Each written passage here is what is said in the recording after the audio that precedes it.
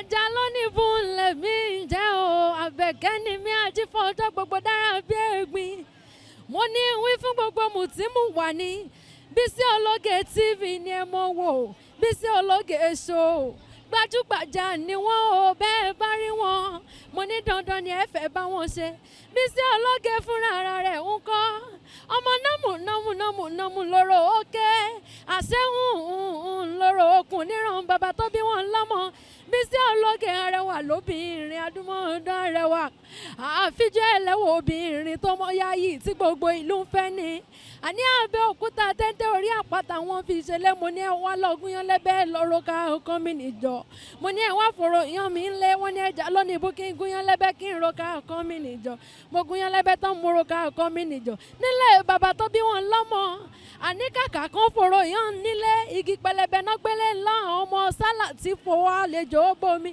ọ̀rọ̀ mi ò kọ́gí ọ̀rọ̀ mi ò mọ̀ kọ́ pẹ́ Àbẹ̀kẹ́ mo ní gbogbo yín pátápátá ire lójú wáyọ́mọ́ rí ire lójú owó yọ́mọ́ rí Bísí Ológe show ni ẹ mọ̀ tẹ́tí sí kẹ́ ẹ mọ̀ wò. له الأسماء الحسنى يسبح له ما في السماوات والأرض وهو العزيز الحكيم اللهم صل على سيدنا محمد صلاة تنجينا بها من جميع الأهوال والآفات وتقضي لنا بها جميع الحاجات وتطهرنا بها من جميع السيئات وترفعنا بها عندك أعلى الدرجات وتبلغنا بها أقصى الغايات من جميع الخيرات في الحياة وبعد الممات.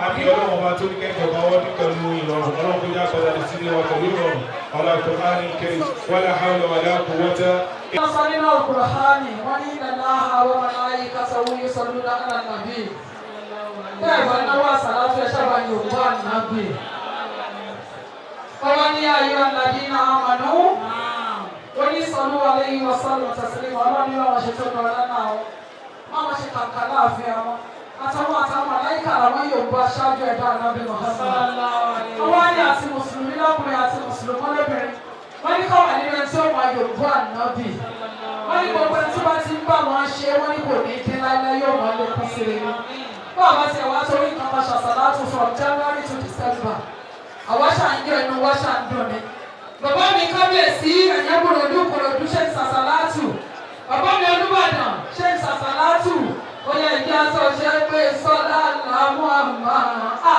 àti ṣàṣàlátù tí a ti fowó ránṣẹ́ láti ìlú Ìlọrin sọlá làwọn àmà Olúbàdàn lọ fowó ránṣẹ́ o Olúbàdàn gbọ́dọ̀ lọ ránṣẹ́ o mo ti rí ẹ́mílò fún yín sàmà tó kàmí tí bàbá mi ti fowó ránṣẹ́ àyẹ́bùrẹ̀ àwọn tí a ń mọ rírì àṣàlátù nìyẹn aláwọ̀ tẹ́wọ̀s gbogbo ìlú aláwọ̀ yàrá òbí ìsọ̀lẹ̀ àlá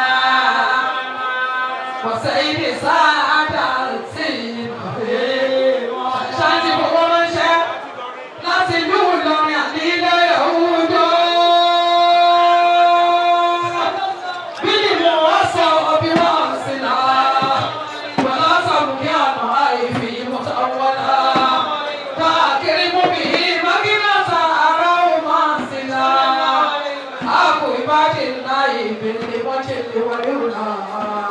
نبينا وعلى الليجي على المبرر صلي على محمد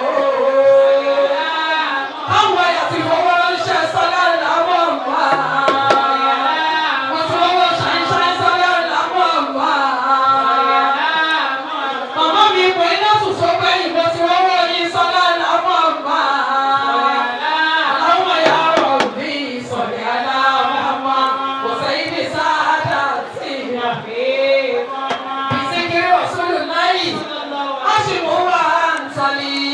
وقلبي إليه في صحابة الصليب أليس شواء مسلم في وقت وفني سليل بورا ونائبه في نصبه صفينا هو أنه يتأمل صلى على محمد صلى على محمد سيدنا الفلاني صلى على محمد أما يأتيني صلى على محمد اللهم يا ربي صل على وسيد سادتنا اللهم صل على سيدنا محمد الفاتح لما وقل قول عاصم سبق ناصر صراطك المستقيم وعلى آله حق قدره ومقداره العظيم سبحان ربك رب العزة عما يصفون وسلام على المرسلين الحمد لله رب العالمين فصلاة راشد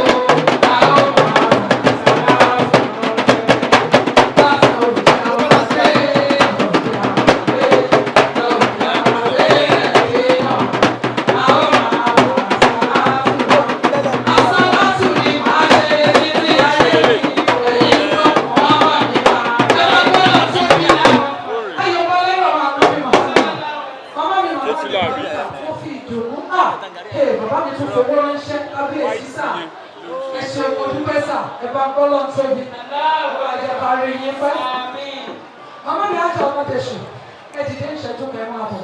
Irú ọjọ́ èmi ẹni tó wù mí mo lè kọ̀ mọ́ ni wọ́n sì dá mi lò.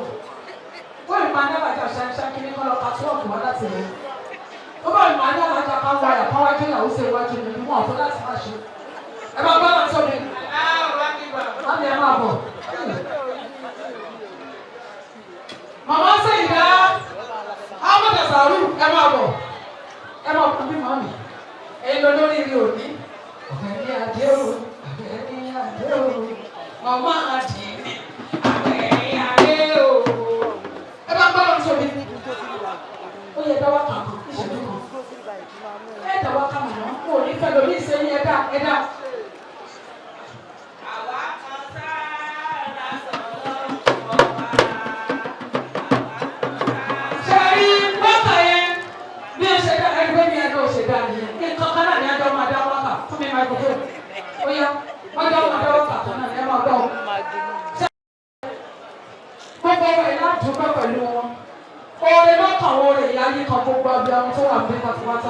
Albarka alayhi wa nabi Muhammad sallallahu ta'ala alayhi wa sallam. Oya mama lo ma pe mo sun láwùjọ wa.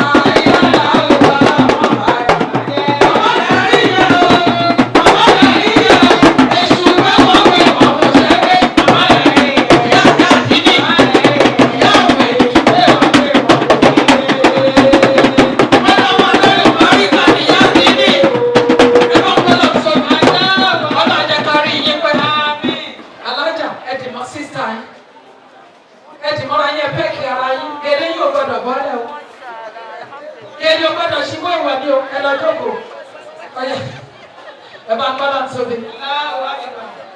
ìṣòkù ni pé alága kí ọkọ ìyàwó wọlé láàrin ìṣẹ́jú kan kí ìyàwó wọlé ẹ̀lọ́jọ́ kò wà. bó bá wù ẹ̀ lò bó bá wù ẹ̀ lè tẹ̀lé ọlọ́ọ̀bá ni. àwọn náà sì lè tẹ̀lé ńlá ọlọ́run ẹ bá gbọ́dọ̀ tóbi. ẹ jọ ní tí ọkọ ìyàwó bá wà alága. aláàjì nìkan ló pọ̀ sọ́wọ́ sí wọn. wọ́n gbọ́dọ̀ sọ̀rọ̀ èmi kájọ lọ èmi kájọ gbogbo wọn ni wọ́n sí o. èmi kájọ ìwé ẹ̀ṣọ́ kò yí o. èmi kájọ èmi kò yí ó balẹ̀ gbogbo wọn. òrìṣà máa ń yọ sẹ́nu mi jáde. bàbá mi ní balẹ̀ gbogbo wọn. òrìṣà máa ń yọ sẹ́nu mi jáde.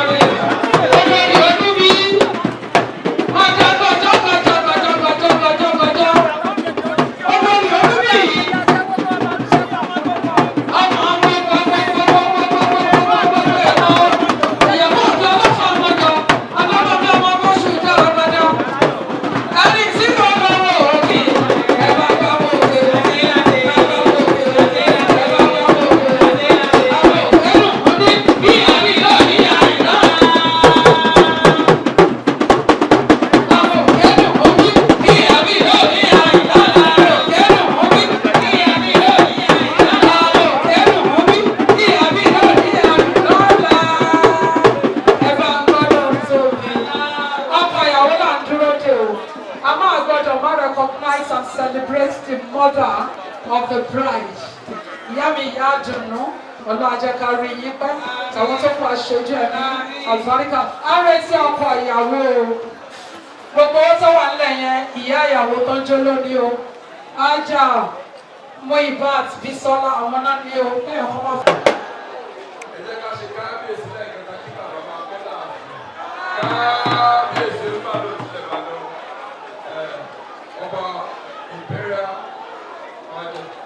Rashid Àkànmú Adéwọ̀lú Ládọjà.